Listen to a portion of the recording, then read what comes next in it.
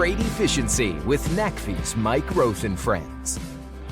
Here in episode 48, we're joined by Britta Gross. She's a managing director of the carbon-free mobility work at RMI, where we talk about her interest in energy, electricity, and the transportation industry. She also talks about the importance of 2030, the relationship between the automotive and aerospace industries. We also discuss different kinds of electric vehicles, the history of plug-in hybrids, and why we need to remove the barriers that are preventing large-scale adoption of electric vehicles.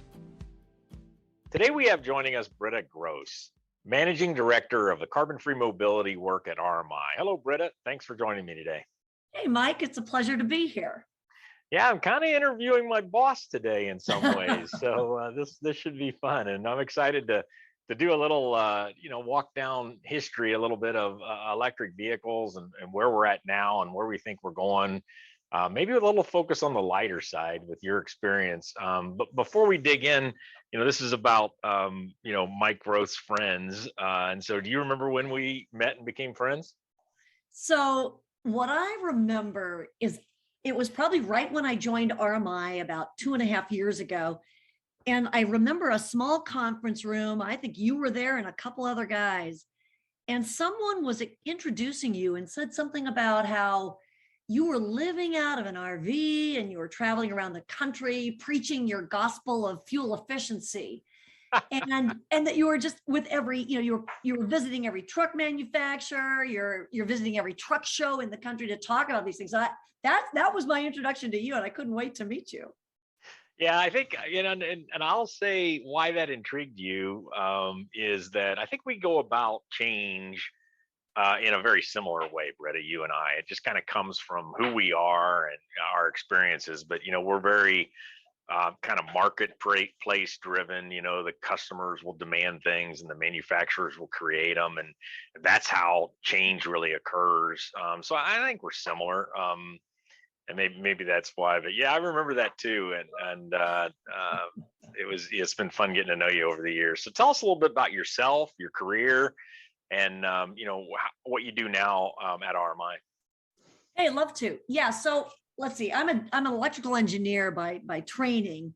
Don't use as much of that as I thought I ever would. But I come out of industry just like you do. I spent the first half of my career in aerospace, doing satellites and satellite communications. I moved from there into the car industry. There's a lot of advanced technology that's shared between the aerospace industry and vehicles, believe it or not. And from the car industry, I was really interested in the high-tech programs. And so I joined Opel for a while and then came over and Opel's mother company at the time was General Motors. And then I came back and worked at General Motors in Michigan on their EV and on their hydrogen fuel cell vehicle programs. And so now I'm at RMI leading the mobility group, where we're really focused on driving electrification of cars, buses, trucks, really focused on 2030 and the kind of scale that we need to get out there to solve some of the problems that we have out there with emissions and so on. And so we're looking both at battery and hydrogen solutions.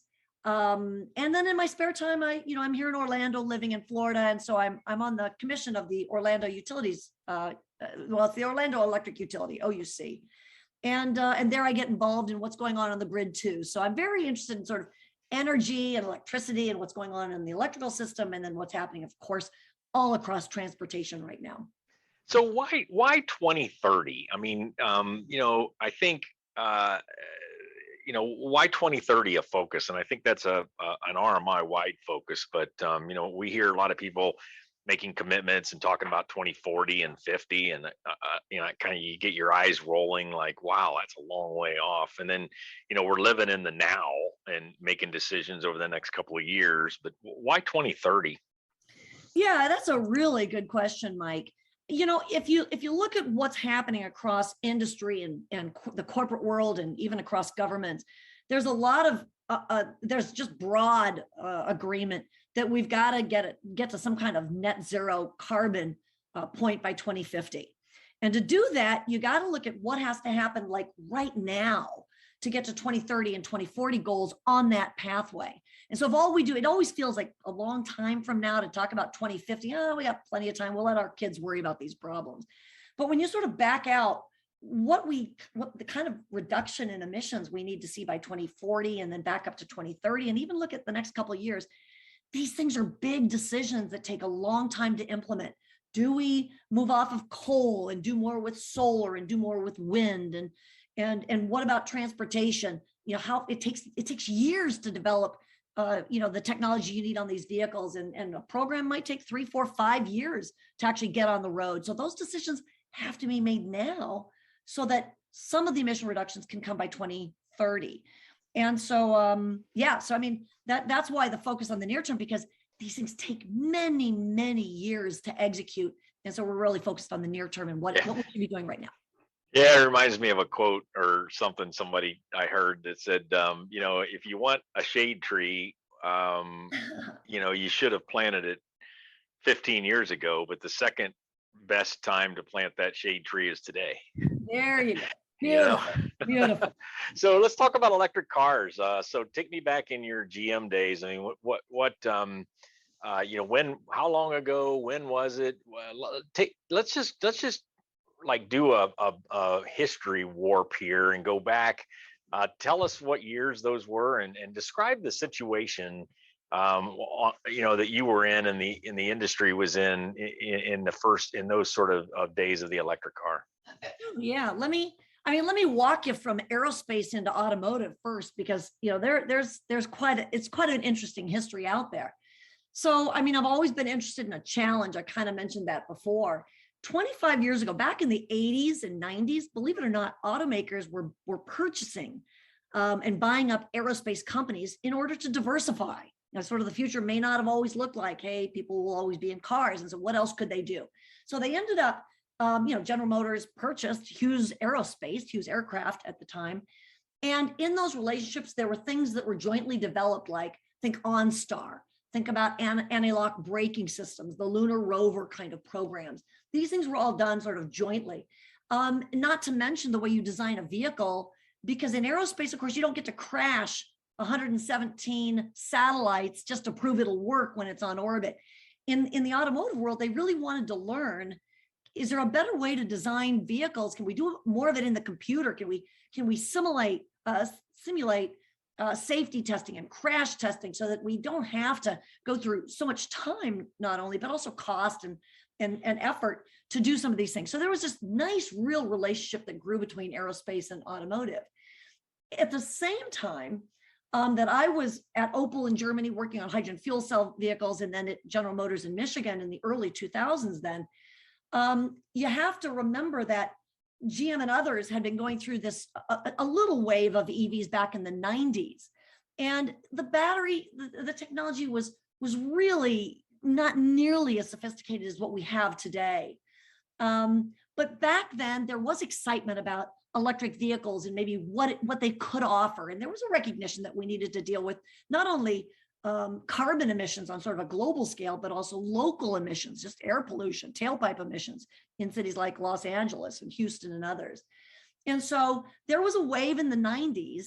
EV1 was GM's vehicle that went into the market at that point, and just a very, very different time. We learned a lot of lessons in those days. But when I think about what happened in the sort of 2006 and 7 time period, right? We're working on hydrogen fuel cell vehicles. It looks promising. It's got all that electric drive, just like a battery vehicle. Boy, there's a lot of promise. And then the batteries started advancing. We had these lithium ion batteries that were used in your cell phones and other small devices.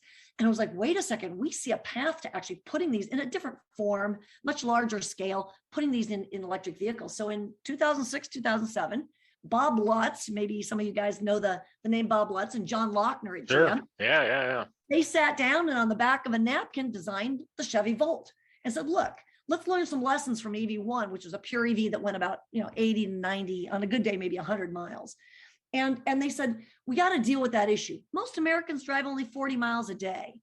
And so if we could design a vehicle that dealt with that, just 40 to 50 miles a day of electric range, and then would just transition over to its gas engine and go, any special long distance traveling, you could do it. There was a lot of excitement about this idea. And everyone thought this was going to change the world. There was a lot of excitement, if you remember the car shows back then. So yeah, that would have been, that was a plug-in hybrid Yep. electric vehicle. And That's right. I remember just the title, right? Because we were already thinking about hybrids. There were hybrid trucks, but those were very mild hybrids as we would know Oh, them yeah. today. And so Oh, just yeah. I remember the first time I heard plug-in hybrid electric car or electric truck. I remember, man, that describes it, right? I mean, you got a plug. Yep. It's going to be a dominant battery with a little engine. I mean, it just Yep. made a lot of sense. So yeah, go ahead. Good. This is fun. No. So, I mean, that was the excitement. So here I am on this. I mean, it was just the media hype. You cannot even believe being on a program where you're the most important thing going on at a very, very large global manufacturer. It was exciting. I'd never been part of something that was so visible to the media. In aerospace, on government programs, you can't talk about stuff. You got to be quiet. You can't take your information home with you. But boy, in this world, I mean, you want to talk about it, get out there and communicate, drive awareness here. At the same time, you guys might remember the Tesla's out there with their smaller roadster, their EV roadster. Nissan's developing the Leaf program, an all electric vehicle also. So all of this is really getting a lot of attention. Like, hey, is this where this is going? The batteries were proving so much better than the ones in the 90s. And so now it opens up this huge new area of opportunity. And how are we going to, and it all opens up this whole area of infrastructure, charging infrastructure. How do we fuel these vehicles?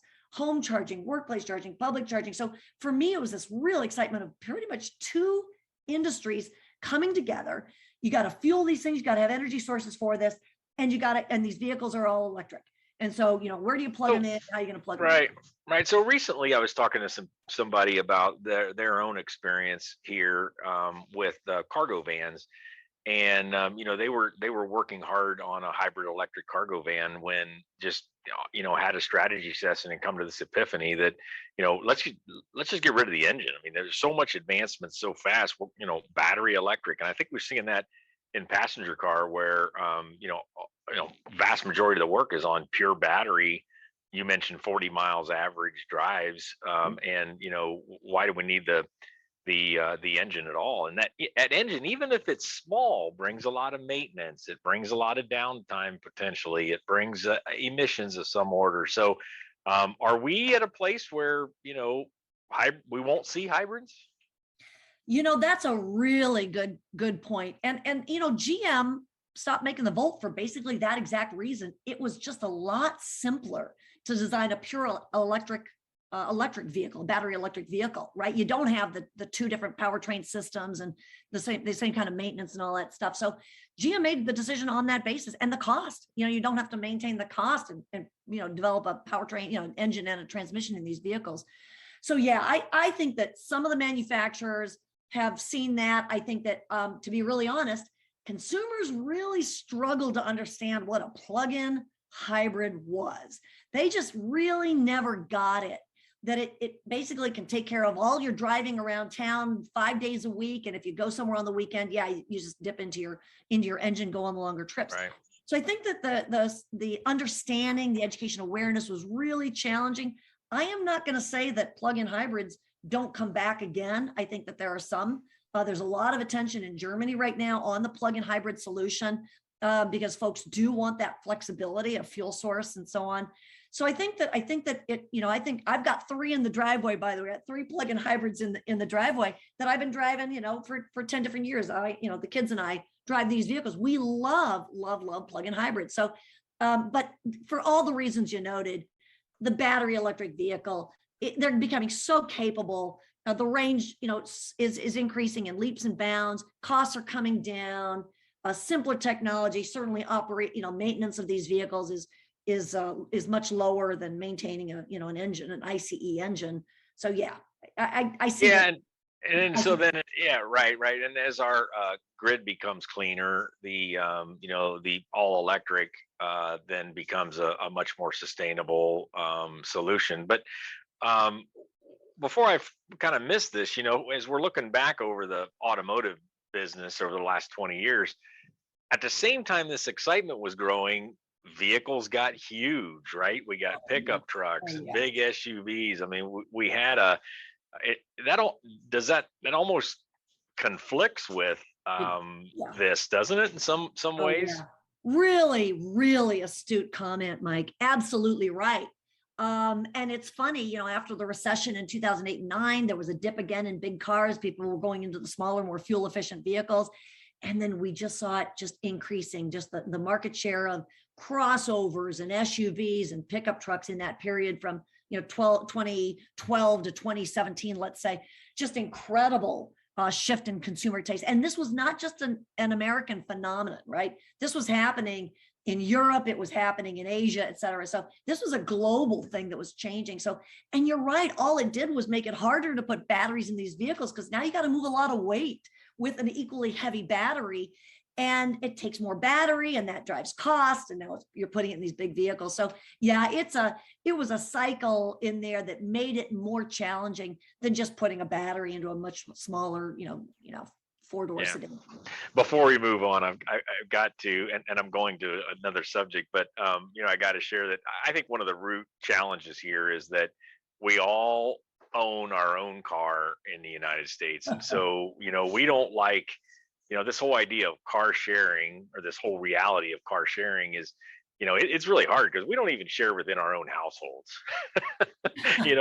You may have a big pickup truck, but if you've got to drive, a 5-hour trip for a business meeting for me in Chicago or something, I might still drive my truck instead of drive the more fuel efficient, other my wife's car or a kid's car or something. It's just it's a mindset. I think we're changing a little bit, but it's definitely ingrained in the U.S.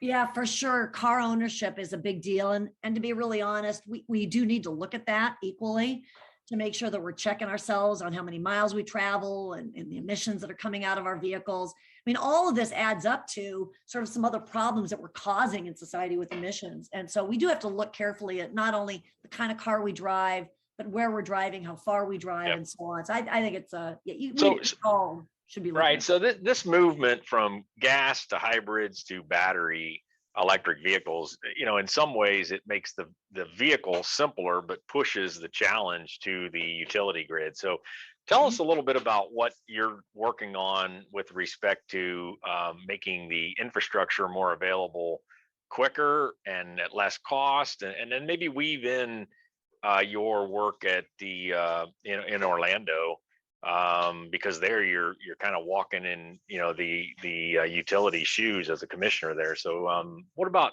infrastructure, the grid, making all that happen for these electric vehicles? Oh, good. Yeah, exactly right. So yeah, what stands between us and getting large scale adoption of EVs out there? Yeah, we need to think about charging infrastructure, don't we? So, I mean, the beauty of charging infrastructure and the way we charge electric vehicles is that it is a lot like your cell phone, right? If I'm parked somewhere in my driveway or in my garage, or I'm at work and they've got a charger installed there, it's just opportunity charging. Just charge it while I'm sleeping at every opportunity. I'll just keep topping off my battery in my car.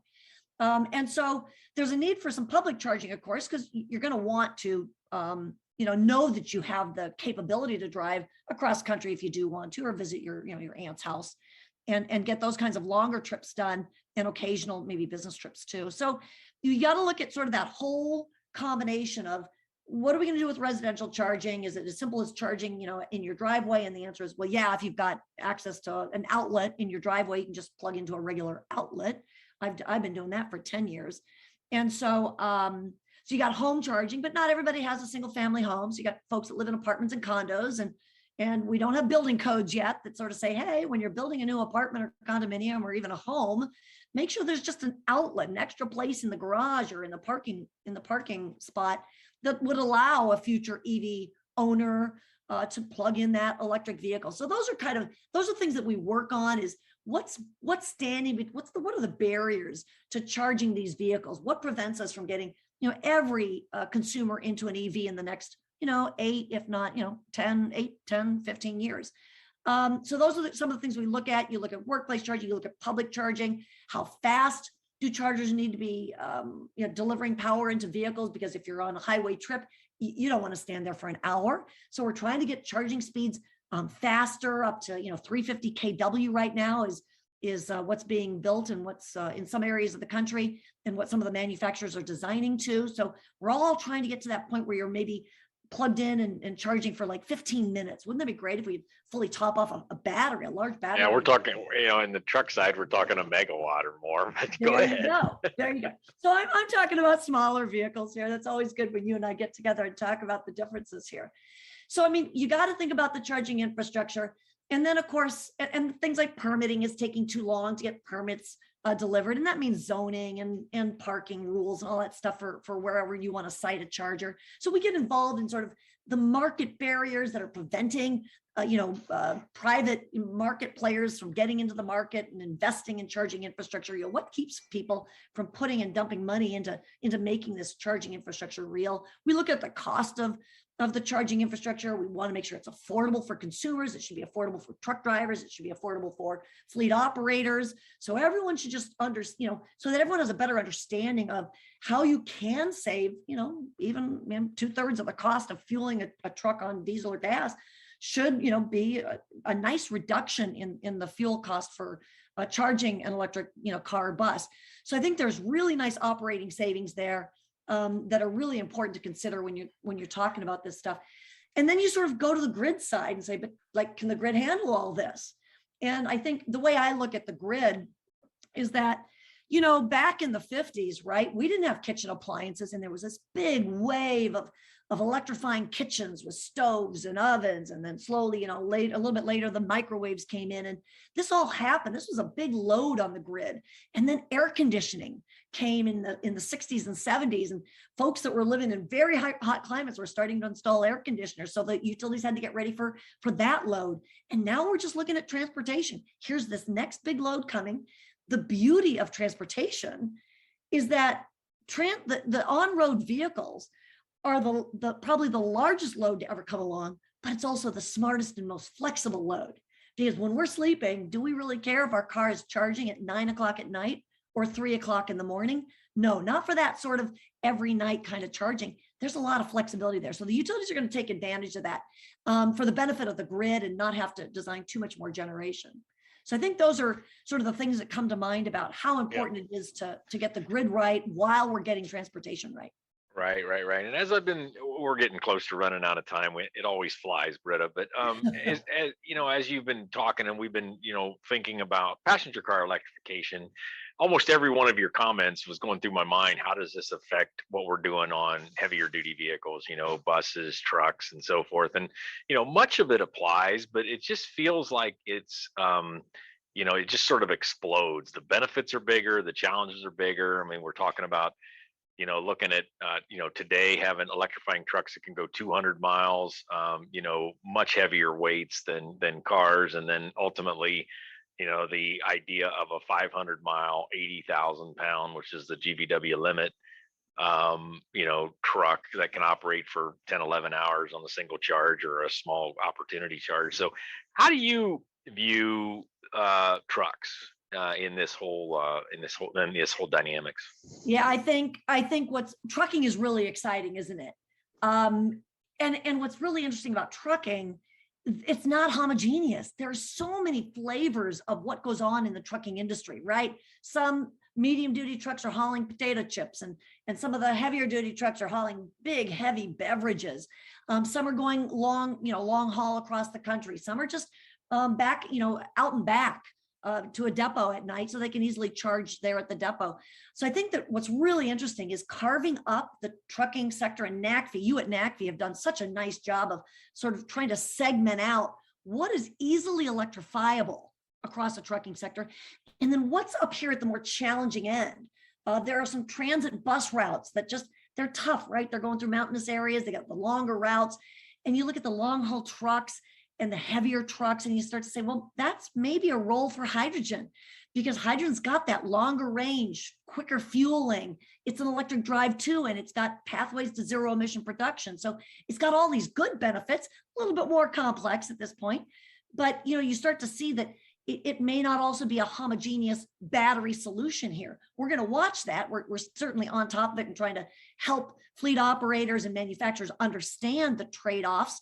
But I think that we might see a little bit of a more creative solution space. And I'll just say The other thing I keep my eye on is what's happening on the grid, because while the transportation system is completely getting redefined right now, so is the grid.